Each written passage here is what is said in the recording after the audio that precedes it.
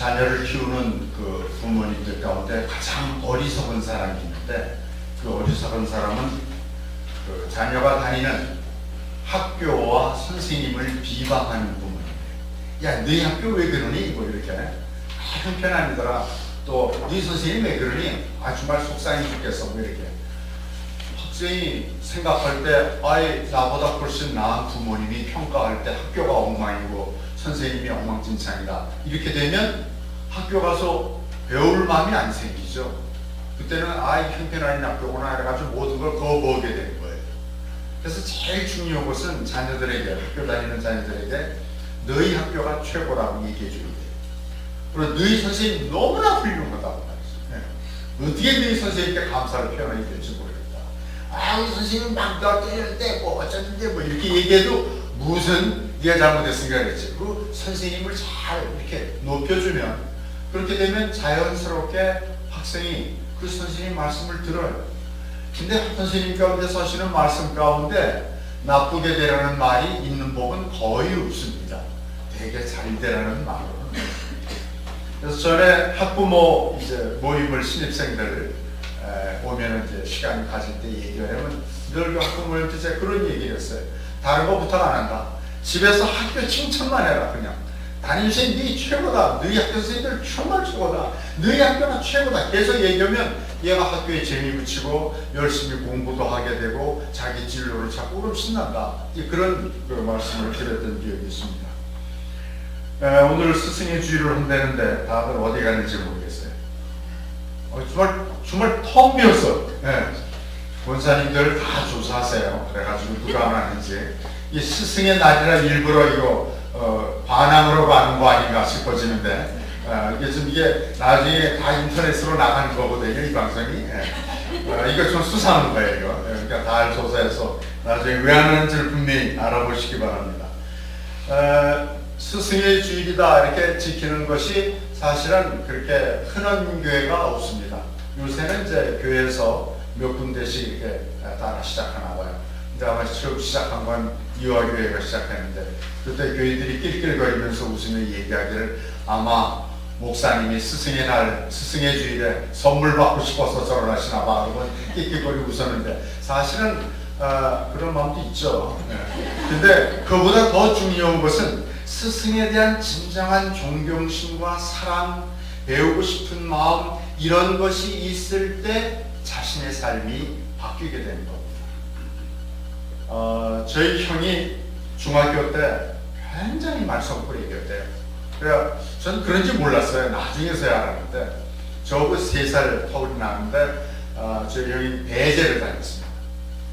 그날 아침에 딱 가서 기분이 좀 이상하다. 오늘은 수업을 한 몇 개를 빼먹어야겠다 싶으면 빼먹을 수가 있대요. 어떻게? 수업 시간이 웃겨서. 그러니까 저희 형이 코미디언으로, 미술이 아니라 코미디언으로 나가서도 유명했을 것 같아요. 그러면 나중에 선생님이 화를 내서 선생님까지 빵 터지는 거예요. 선생님 웃고 나면 애들은 뭐 엉망되는 거죠. 그러면 교실이 엉망진창이 돼서 수업 끝나는 거예요, 그냥. 그러면 몇 시간 때려 먹을 수 있다. 이 정도로 유명한 인재였다. 얼마나 말씀을 필지 몰라요. 근데 아주 훌륭한 선생님을 만났어요. 신앙인이에요. 그래서 그냥 너 오늘 잘못한 거를 전부 다 뭐냐면 반성문을 써라. 그리고 이제 교실에 내겨놓고 써가지고 교무실로 와라. 그러면 안 쓰고 도망가는 거예요.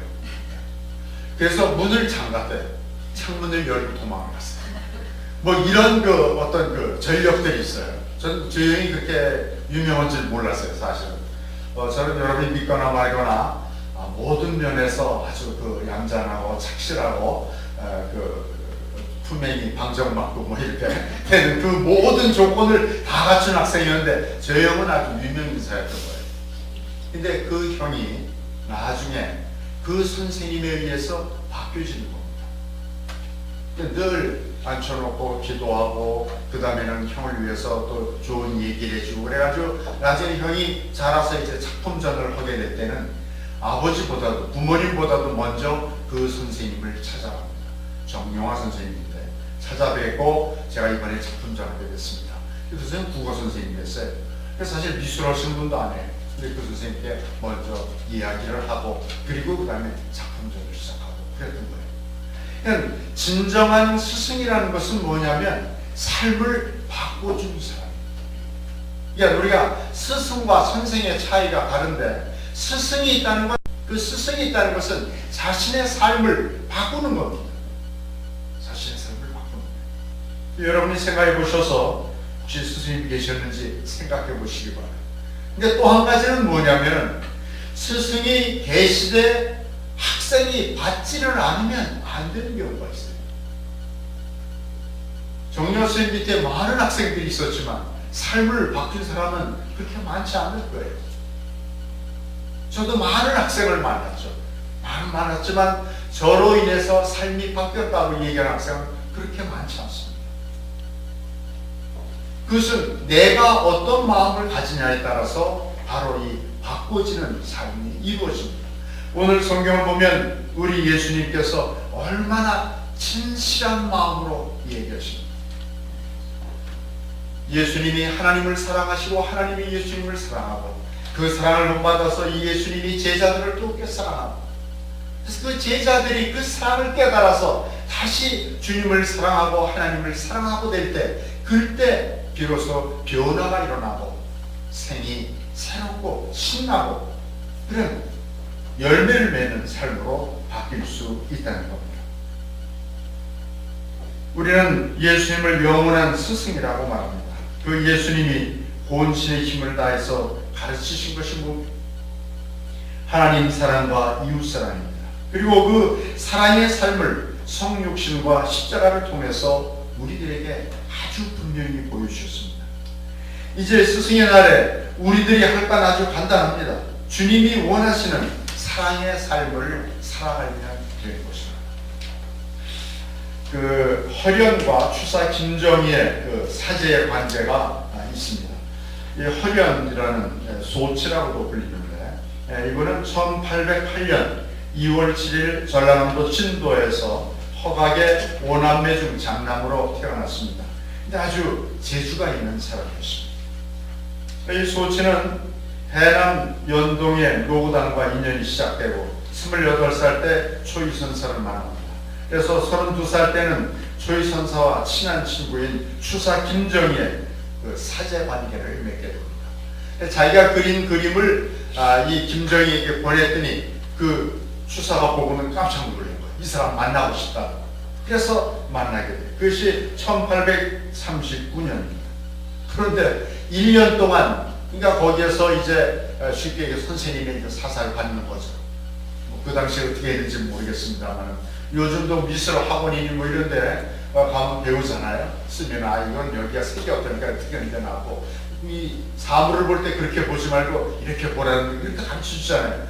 그런 그 가르침을 한 1년 배웠는데 이 추사가 제주도로 귀향을 떠나게 됩니다. 지금이야 뭐 제주도 오면 아이고 가봤으면 다 모두 그러는 때가 됐지만, 그 당시에 제주도로 귀향을 간다는 것은 죽으러 간다는 거나 다름없었어요. 그래서 어디까지냐면 그 해남까지 배움을 가서 거기에서 이제 선생님은 떠났습니다. 이 제주도로 가 있는데, 이 소치란 사람이 자기의 목숨을 거는 일을 해요. 그것은 뭐냐면 제주도로 배를 타고 가서 선생님에게 배움을 받고 오는 거예요. 제주 목사에게 부탁을 해가지고 거기에 좀 머물면서 배우고 갔다 오는데, 그 제주도까지 가는 것이 보통 일이 아니죠. 뭐 배가 크긴 했겠어요. 뭐 요즘 저 비행기 타고 가는 것도 아니고요. 풍랑을 만나면 어떻게 돼요? 잠통 죽는 거예요, 그냥. 그런데 그 제주도를 3번이나 가서 그 자기 스승에게 배움을 받는 거예요. 그러니까 제자가 스승에 대한 진실한 마음이 있을 때 거기에 변화가 옵니다. 우리 교회는 5사람이 설교를 하잖아요. 전도사님 2분이 있어요. 전도사님 가운데 또 지금 열심히 어린이들과 열심히 지금 시간을 보내고 있는 우리 전도사님은 나이가 좀 어리죠. 그렇죠? 그러니까 볼 때 뭐 저 어린 사람한테 이런 생각을 가질 줄 몰라요. 그렇게 생각을 가진 사람은 설교를 아무리 잘해도 은혜가 안 돼요. 그러나 스승으로 생각하며 말씀을 가르치는 분으로 생각하고 겸허하게 마음문을 열고 받아들이면 시간마다 순간마다 그 은혜가 되고 자기 자신의 삶을 변화시키는 중요한 요소가 됩니다. 이보다 더 놀라운 축복은 없는 겁니다. 그러니까 우리 믿음의 생활이라는 것은 바로 이런 데서 변화되어 나간다고 볼 수가 있습니다. 영원한 생명을 주신 스승을 모시고 사는 우리들은 좀 더 이 스승인 주님과 가까워지고 스승의 삶을 본받아 살고자 애쓰는 그런 간절한 마음이 있어야 됩니다. 소치처럼 목숨을 걸고 스승을 찾는 마음이 있어야 스승에게서 칭찬을 들을 수 있습니다.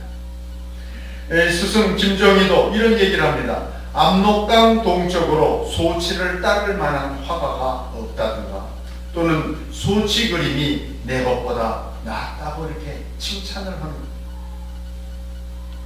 주님 심판단 앞에 섰을 때 우리가 주님에게서 너는 나를 가장 잘 따라서 사랑의 삶을 살았으니 하나님 나라에 거하거라 하는 그런 칭찬을 들을 수 있다면 우리는 영원한 스승이신 주님을 잘 모시고 그리고 살았던 제자가 되는 겁니다. 근데 그렇지 않다면 나 너 본 적 없다. 제가 주님 얼마나 찾았는데요. 난 널 한 번도 본 적 없는데. 그럼 너는 어둠에 거하거라. 이렇게 되면 우리가 얼마나 불행하고 참 회복할 수 없는 안타까움을 느끼게 되는 거겠습니다. 성경에서는 그 가르치는 스승에 대해서 어떤 태도를 가져야 하는지를 이야기하고 있습니다. 주보 11쪽을 한번 펴보세요. 주보 11쪽의 가운데 보면 5장 17절, 디모데전서 5장 17절 말씀입니다. 같이 읽어봅시다. 남을 잘 지도하는 원로들은 갑절의 대우를 받아야 합니다. 특히 말씀을 전하고 가르치는 일에 수고하는 사람들을 존경하시오. 그리고 그 다음에 밑에 데살로니가전서 5장 12절에서 13절 말씀 있습니다. 읽읍시다. 교우 여러분, 여러분에게 당부합니다. 여러분과 함께 있으면서 수고하고 주님의 명령을 받들어 여러분을 지도하고 훈계하는 사람들을 존경하십시오. 그들이 하는 일을 생각해서 그들을 사랑하고 극진히 공경하십시오. 그리고 서로 화평하게 지내십시오. 아멘. 그리고 히브리서 말씀은 연결서 있습니다. 13장 17절의 말씀 같이 읽습니다. 여러분의 지도자들을 따르고 그들에게 복종하십시오. 그들은 쉬지 않고 여러분의 영혼을 돌봐주고 있습니다. 그리고 그들은 장차 하나님께 자기가 한 일을 낱낱이 아뢰어야 할 사람들입니다. 그러므로 그들이 괴로움 없이 기쁜 마음으로 일을 할 수 있게 해주십시오. 그렇지 않으면 그들의 일이 여러분에게 아무런 도움이 되지 못할 것입니다. 아멘. 그리고 끝으로 갈라디아서의 말씀 6장 6절 말씀입니다. 하나님의 말씀을 배우는 사람은 그것을 가르치는 사람과 모든 좋은 것을 같이 나눠야 합니다. 아멘. 마음속으로만 주님을 존경하고 귀히 여기고 순종할 뿐 아니라 물질적으로도 스승에 대하여 잘 대접하며 기쁨과 즐거움을 함께 나눠야 된다고 가르치고 있습니다. 우리가 학교 선생님에 대해서는 학부모님들이 신경을 써요. 근데 교회 학교 선생님들에 대해서는 별간 신경을 안 써요. 예전에 보니까 그랬던 것 같아요. 저희 어머님이 목사님 사모님인데 학교 선생님에게 간 선물과 그 다음에 교회 학교 선생님한테 간 선물이 이게 똑같으면 그런 대로 봐줄 수 있는데 차이가 나는 거예요. 영원한 생명을 주는 교회 학교 선생님한테 선물이 더 큰 게 갈 줄 알았더니 그게 아니더라고요. 극히 잘못된 거죠. 혹시 여러분 가운데 그런 분 계시면 그 얘기하시기 바랍니다. 말로만 생명의 말씀 이렇게 하시지 말고 어느 게 더 비중이 있나를 잘 생각하시고 행할 때 자녀들이 그걸 보고 배웁니다. 교회 학교 선생님한테 가는 선물이야. 이거는 굉장히 귀중한 건데 잘 가져가야 되는데 그걸 얘기하고 학교 선생님은 네 학교 선생님 얼마나 열심히 가르쳤니? 이것도 귀한 거야. 그런데 애들 딱 볼 때 교회 학교 선생님에게 더 귀해. 그럼 하나님의 말씀 더 잘 받아들이겠죠. 왜? 엄마가 아빠가 그렇게 하니까. 근데 이거는 뭐 차이가 나고 한참 차이 나게 만들었다. 그럼 교회 학교 와서 뭘 배우겠어요? 생명의 말씀, 생명이 있겠어요? 아닙니다. 아주 간단한 논리입니다. 이 원리 가르쳐 드리니까 여러분이 잘 지키시기를 부탁을 드립니다. 대한 제자의 도리를 세밀하게 가르쳐주는 이유가 뭘까? 스승에 대한 존경과 순종 없이는 진정한 교육이 일어날 수 없기 때문입니다. 스승에 대한 바른 자세 없이는 신앙이 바로 설 수 없기 때문입니다. 우리들의 영혼은 스승이 되시는 주님의 뒤를 쫓아 살아가는 사랑으로 살아가는 우리 모두가 되기를 간절히 희망합니다.